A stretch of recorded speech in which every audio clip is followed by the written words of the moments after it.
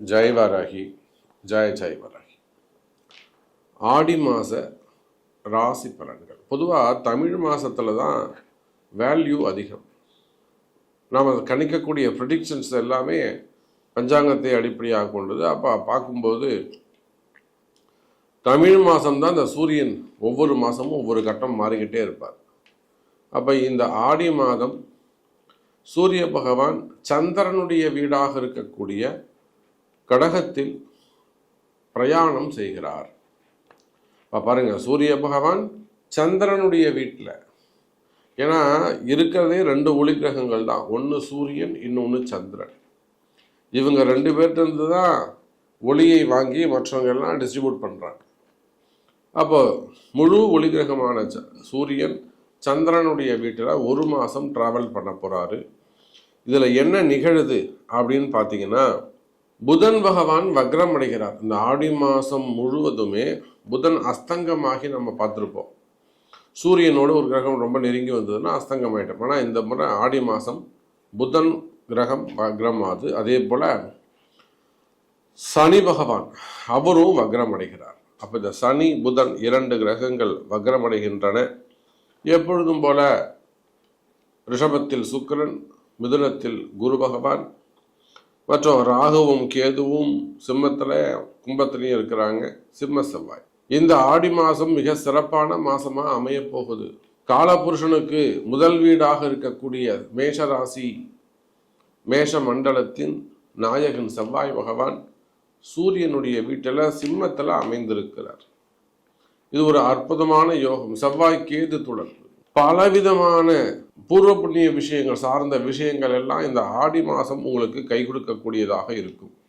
அப்போ உங்க ராசிக்கு என்ன நடக்க போகுது, உங்களுக்கு என்ன கிடைக்கும், உங்களுக்கு என்ன ஸ்ட்ரகிளிங்காக இருக்கும், எது தடையாக இருக்கும் அப்படிங்கிறத பிரீஃபாக டீட்டெயிலாக உள்ள பார்க்கலாம். பாருங்கள். இந்த ஆடி மாதத்தை பொறுத்த வரையிலும் விருச்சக ராசி அன்பர்களே, முயற்சிகள் வெற்றி பெறக்கூடிய மாதம். ஏன் நான் இதை சொல்கிறேன்னா, விருச்சக ராசி அன்பர்கள் ஏதோ கொஞ்சம் பரவாயில்ல சாமி, கொஞ்சம் ஸ்மூத்தாக போச்சு. பல நாட்களுக்கு பிறகு 2 ஆண்டுகள் சிறப்பாக இருந்தது நம்ம விருச்சக ராசி அன்பர்களுக்கு. ரொம்ப நாள் கஷ்டப்பட்டுட்டே இருந்தாங்க, பெரிய பெரிய பிரச்சனை எல்லாம் போய் மாட்டினாங்க. அப்புறம் கொஞ்சம் பரவாயில்ல, ஏதோ நல்லா இருக்கிற மாதிரி ஒரு சூழ்நிலை இருந்தது சாமி. ஆனால் இப்போ பாருங்க, திரும்பவும் ஒரு 2020 2019 இருந்த மாதிரி ஒரு கடுமையான சூழ்நிலை வருது. எங்கே போய் நம்ம திரும்பவும் அந்த ஸ்ட்ரகிளிங், அந்த சிக்கலில் போய் மாட்டிப்போன்னு ஒரு மனசில் பயம் இருக்கு. அப்போ விருச்சக ராசி என்பர்களே, மீண்டும் ஏதேனும் சிக்கலில் போய் மாட்டிப்போமான்னு ஒரு பயம் இருக்கா, அல்லது சம்பந்தம் இல்லாத ஏதேனும் பிரச்சனைகள் உங்களை தேடி வருகிறதா? வம்பு வழக்குகளாக இருக்கலாம். அந்த பாருங்க, இப்போ திடீர்னு ஒரு பையன், அஜித் குமார்னு ஒரு பையன், நம்ம பார்க்கணும், டிவி திறந்தா எந்த இடத்துக்கு போனாலும் அந்த பையனுடைய செய்திகள் தான். அந்த பையன் 10 நிமிஷத்துக்கு முன்னாடி சாவி வாங்கும்போது நினைச்சிருப்பானா நமக்கு இப்படி ஒரு மரணம் நிகழப்போகுது, நமக்கு இப்படி ஒரு 2 நாள் கதற துடிக்க அடிக்க போறாங்கன்னு அந்த பையன் நினைச்சு பார்த்துருப்பானா? உயிர் போகும் நினைச்சு பார்த்துருப்பானா? ஆனா பாருங்க, அந்த பையனை இழந்ததற்கு, ஒன்றை இழந்தால் இன்னொன்றை பெற முடியும் என்பதை போல அந்த பையன் உயிர் கொடுத்து அந்த குடும்பத்திற்கு உயிர் கொடுத்திருக்கிறான். இவன் தன்னோட உயிரை கொடுத்து அந்த குடும்பத்தையே வாழ வச்சிருக்கிறான்.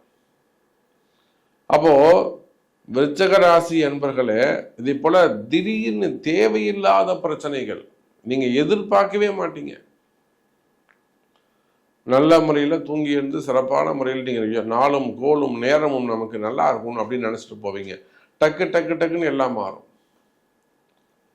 நமக்கு தெரிஞ்ச ஒரு நெருங்கிய ஒரு டாக்டர் குடும்பம் பெரிய விபத்தில் போய் மாட்டிக்கிட்டாங்க. Road accident. பெரிய அன்னைக்கு தான் நம்மகிட்ட எலுமிச்சம்பழம் வாங்கிட்டு போகிறாங்க. பாருங்க, எங்கேயோ போகிறவங்க எப்படியோ 4 பேரும் வண்டி ஃபுல் டேமேஜ், பட் அவங்க காப்பாற்றப்பட்டுட்டாங்க, உயிர் பொழைச்சிக்கிட்டாங்க. அப்போதான் அவங்க நினச்சி பார்க்குறேன், சாமி நான் உங்களை மீட் பண்ணணும்னு எனக்கு ஐடியாவே இல்லை. அந்த வாங்கின எலுமிச்சம்பழம் தான் சாமி தெய்வமாக வந்து எங்களை காப்பாற்றிருக்கு, இல்லைன்னா நாங்கள் 4 பேர் நீங்கள் பேசவே முடியாது சாமி. அப்போ அது போல எதிர்பாராத ஒரு சில திருப்பங்கள், அது முன்னேற்றமாகவும் இருக்கலாம், மாற்றமாகவும் இருக்கலாம், எல்லாம் உங்களை ஏதேனும் கொண்டு போய் தரன்னு ஒரு சிக்கலில் மாட்டிவிடக்கூடிய விஷயமாகவும் இருக்கலாம். நன்மைகளாக இருக்குமே ஆனால் மகிழ்ச்சி. அதுவே தேவையில்லாத கலகம், தேவையில்லாத தீர்ப்புகள், ஜட்ஜ்மெண்ட், அந்த மாதிரி சட்ட சிக்கல்கள் ஏதேனும் இருக்குமே ஆனால் கவலை வேண்டாம். விருச்சக ராசி அன்பர்களே, இந்த ஆடி மாதம் உங்க ராசிக்கு 10வது வீட்டில் ராசிநாதன் செவ்வாய், கர்மஸ்தானத்தில் செவ்வாய், வீடு கொடுத்த சூரியன் 9ல். இந்த ஆடி மாதம் மாதிரி ஒரு அற்புதமான மாதம் மீண்டும் அமையாது. இதே ஆடி மாதம் மீண்டும் செவ்வாய் வந்து 10ல் உட்கார வரான்னு நமக்கு தெரியாது. அப்போ வீடு கொடுத்த செவ்வாய் கர்மஸ்தானத்தில் 10வது வீட்டில், சூரியனுடைய வீட்டில், வீடு கொடுத்த சூரியன் 9வது வீட்டில். அற்புதமான கால நேரம். விருச்சக ராசி என்பர்களே, உங்களுக்கு வந்து சேர வேண்டிய பணங்காசுகள், நீங்க எடுத்த முயற்சிகளிலே வெற்றி, பாக்கியஸ்தானம் சிறந்து விளங்குகிறது. நிறைய கோவில் கொடை, கோவில் திருவிழாக்களுக்கு நிறைய செலவு பண்ணுவீங்க. ஆலய வழிபாடுகள், கைங்கரியத்திலே ஈடுபடுவீர்கள். குலதெய்வ வழிபாடு, ஊர்கோவில்கள் வழிபாடு, கிராம தெய்வம், இது போன்ற குலதெய்வ வழிபாடுகள் எல்லாம் சிறப்பி கொடுக்கக்கூடியதாக இருக்கும். இன்னும் சொல்லப்போன உங்களுக்கே தெரியாது, நிறைய பரிகார பூஜைகள் நடைபெறும். ஏன்னா நம்ம செய்வோம்னு உங்களுக்கு தெரிஞ்சாதானே நீங்க முன்னாடி பிளான் பண்ண முடியும்.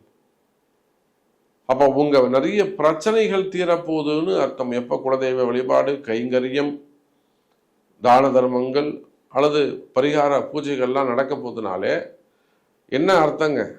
உங்க பிரச்சனைகள் முடிய போகுதுன்னு அர்த்தம். உங்களுக்கு இருந்து வரக்கூடிய அந்த குழப்பங்கள், உங்களுக்கு இருந்து வரக்கூடிய பிரச்சனைகள், அங்க உங்க மனசுலையோ வேலையிலையோ தொழிலையோ இருக்கக்கூடிய, வேலை செய்யற இடத்துல இருக்கக்கூடிய பிரச்சனைகள், ஜாப்ல அந்த பிரச்சனைகள் முடிஞ்சு நல்ல நேரம் ஆரம்பிக்க போகுதுன்னு அர்த்தம். அதனாலதான் 9ஆம் இடத்தில் இருக்கக்கூடிய சூரியன் அவங்க 9, 10 வேலை செய்யுது. ஜென்மாந்திரத்துல பூர்வ புண்ணிய ஸ்தானம் இந்த மாதம் உங்களுக்கு கை கொடுக்கும். நிஜமாகவே ஏற்கனவே ஆடி மாசம் பிறந்தவர்கள், இயற்கையாவே ஆடி மாசம் பிறந்திருப்பாங்கல்ல, யாருக்கெல்லாம் சூரியன் கடகத்துல இருக்கோ அவங்களுக்கு 2 மடங்கு வெற்றி, டபுள் மடங்கு லாபம்.